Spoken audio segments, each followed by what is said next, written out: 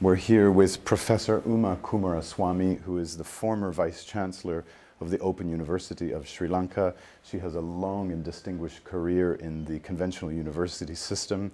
And I would also like to congratulate you on your very recent induction as a Commonwealth of Learning Honorary Fellow. Congratulations, Professor Coomarasway. Thank you. You have a very long and distinguished career in education and also in open and distance learning and education.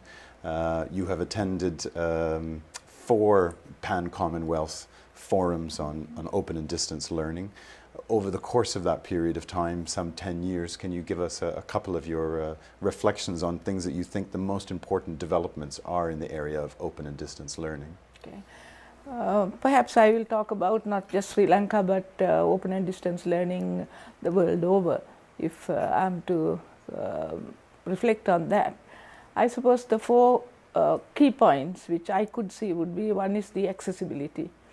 The access has really widened, and especially over the last 10 years, it's widened in such a way that many people who have missed out on for various reasons do have a hope. They do feel that there is a light, and some of them are getting in, some of them know that they would get in. Then the second point, of course, would be the quality of the inputs. Quality inputs and standards have been introduced into the open and distance learning system.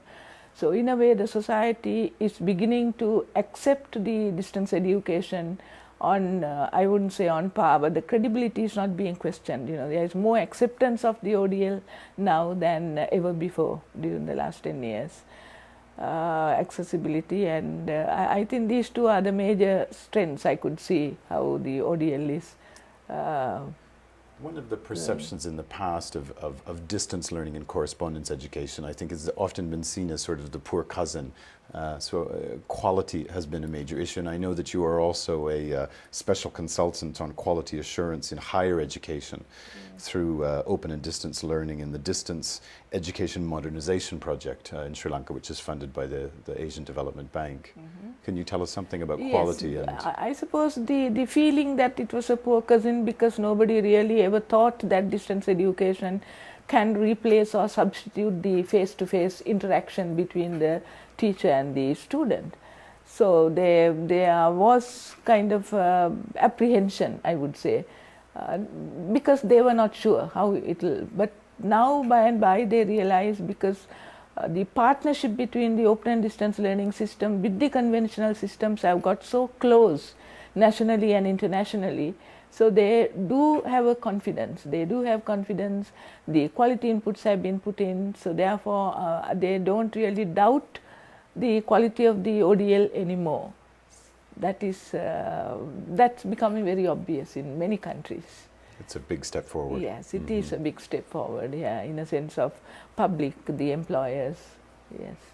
Earlier today, we heard the Secretary General of the Commonwealth mention a rather unique program which had been inspired and piloted in India and is now being worked on in Sri Lanka. It has a very nice acronym, L3F, which stands for Lifelong Learning for Farmers.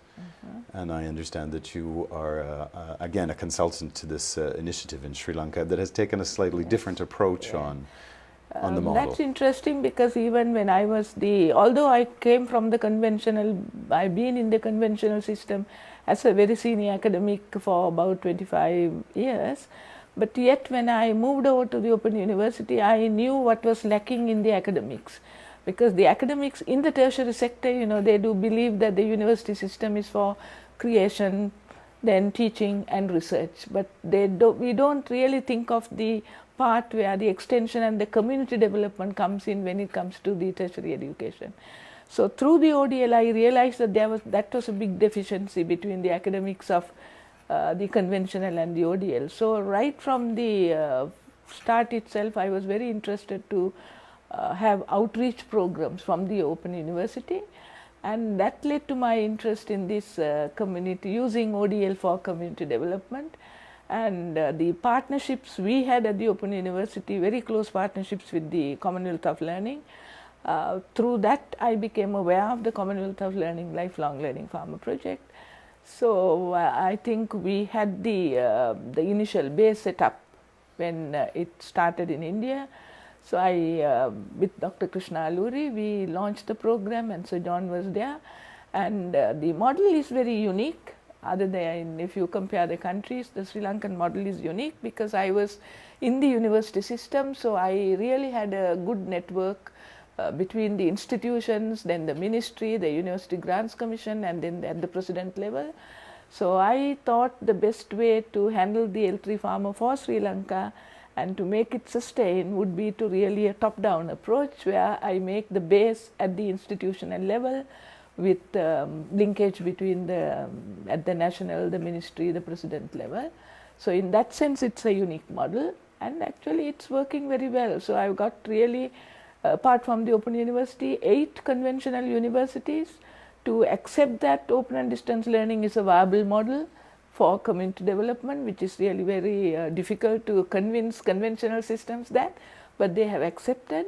And in fact, they have started developing conventional material for this community development. Now that's a second success story, because if you look at the impacts for COL in the document, these two are being put as major outcomes of L3 farmers. So I'm very happy that we were able to get those outcomes with a unique model as such, and we are really proceeding quite fast in that.